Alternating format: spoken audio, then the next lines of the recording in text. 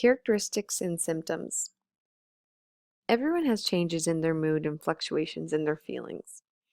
People experience highs and lows. However, depression is different and it's more intense. Symptoms of depression include feelings of sadness, worthlessness, and hopelessness, as well as general anxiety.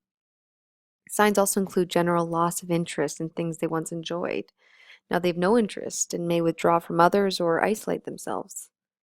Depression also affects concentration and increases difficulty in doing one's easy tasks, such as focusing, retaining, and remembering information, and even decision-making skills can become impaired.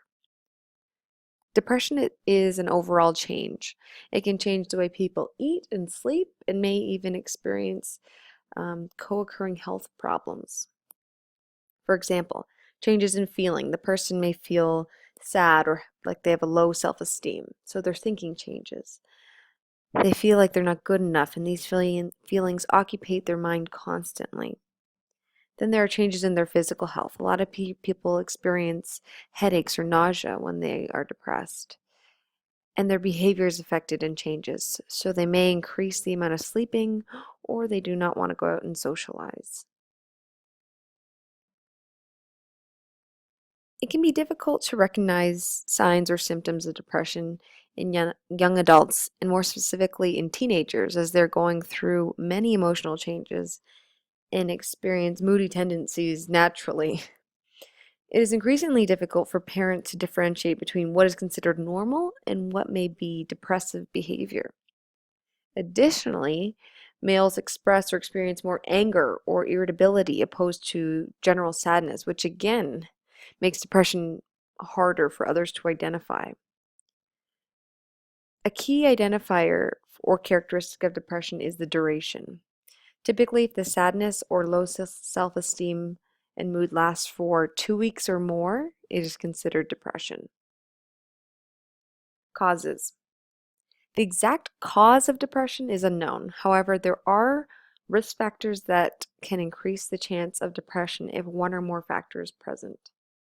One theory of etiology of depression stems from a biological or genetic predisposition, in which there's a chemical imbalance in the brain of serotonin and norepinephrine, which are neurotransmitters, which are found in the brain. Psychological factors refer to a person's thought process as well as coping skills. Each person's own thoughts dictate how they will experience their life. Some people think more positively, and some people think more negatively.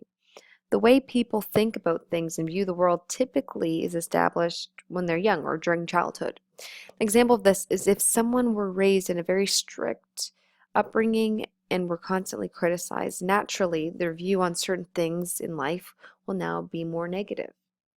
And already having a negative foundation causes a predisposition to negative thoughts.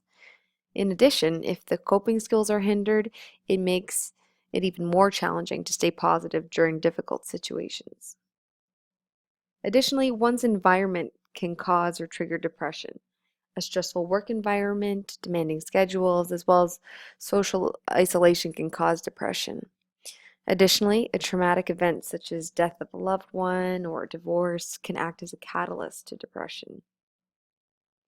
Some people experience one of these factors, and some people experience a combination of the factors, and they can be intertwined. So any changes in life or situations that may be negative, increase negative thoughts, which can, for example, decrease sleep, and which causes social withdrawal or decline in self-care, which can further hinder emotions or self-esteem and outlook, and even alter people's physical state of well-being.